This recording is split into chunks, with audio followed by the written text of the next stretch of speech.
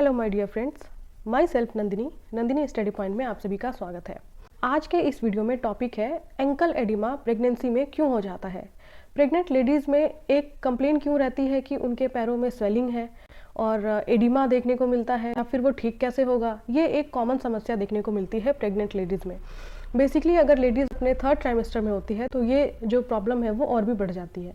क्या रीज़न होता है एंकल एडिमा का और इसे कैसे नॉर्मल किया जा सकता है, क्या घर पे प्रिकॉशन रख सकते हैं, किन बातों का हमें ध्यान देना चाहिए, आज की इस वीडियो में हम उस पर ही चर्चा करने वाले हैं। फ्रेंड्स, एंकल एडिमा होने के दो रीज़न होते हैं। पहला होता है increase femoral venous pressure and second होता है decrease concentration of albumin. Pregnancy में लीवर के थ्रू एल्ब्यूमिन का फॉर्मेशन होता है, प्रोडक्शन होता है, बट एल्ब्यूमिन का कंसंट्रेशन डिक्रीज हो जाता है। एक तो ये रीज़न है, और पहला हमारा रीज़न होता है जो कि प्रियोरिटी में भी फर्स्ट रीज़न ही जानते हैं, और एग्जाम में भी अगर हमसे रीज़न पूछे तो हमारा फर्स्ट आंसर ही होना चाहिए कि increase the femoral venous pressure.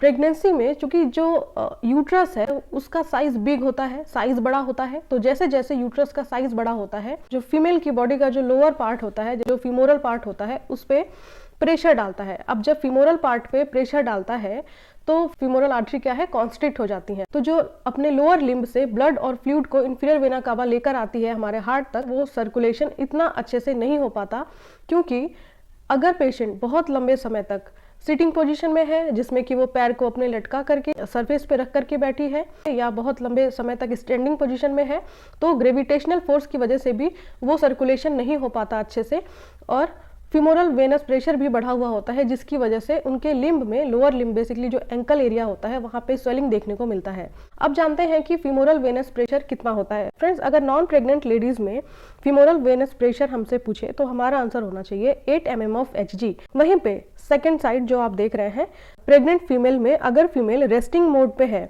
Sleeping mode पे है, यानी कि सुपाइन पोजिशन में है, तो वहाँ पे femoral venous pressure 25 mm of Hg होता है।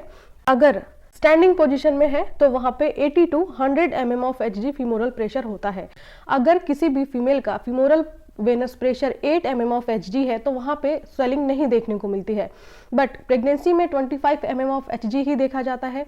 जैसा कि मैंने बताया, प्रेग्नेंट वुमेन अगर अपने सुपाइन पोजीशन में है, या कह सकते हैं रेस्टिंग पोजीशन में है, तो उसका जो फीमोरल वेनस प्रेशर है वो 25 mm of Hg होता है।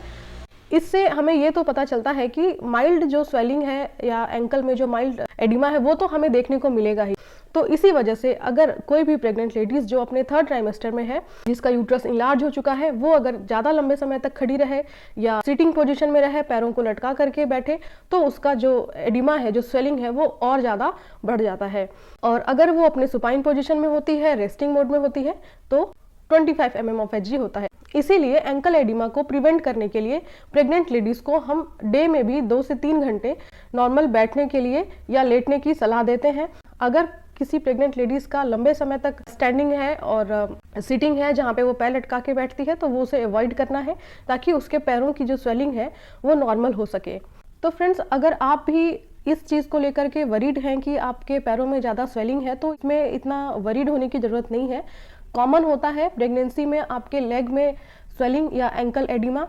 अगर आप अपने पैरों की स्वेलिंग को कम करना चाहते हैं तो आपको स्टैंडिंग और सिटिंग अवॉइड करना है, आपको लाई डाउन पोजीशन में रहना है। जितना समय मिले आप रेस्ट करें और स्टैंडिंग को अवॉइड करें, तो ये आपके पैरों के स्वेलिंग को कम कर सकता है। ये थी आज के इस वीडियो में एक छोटी सी जानकारी। आई होप वीडियो आपके लिए यूजफुल होगा।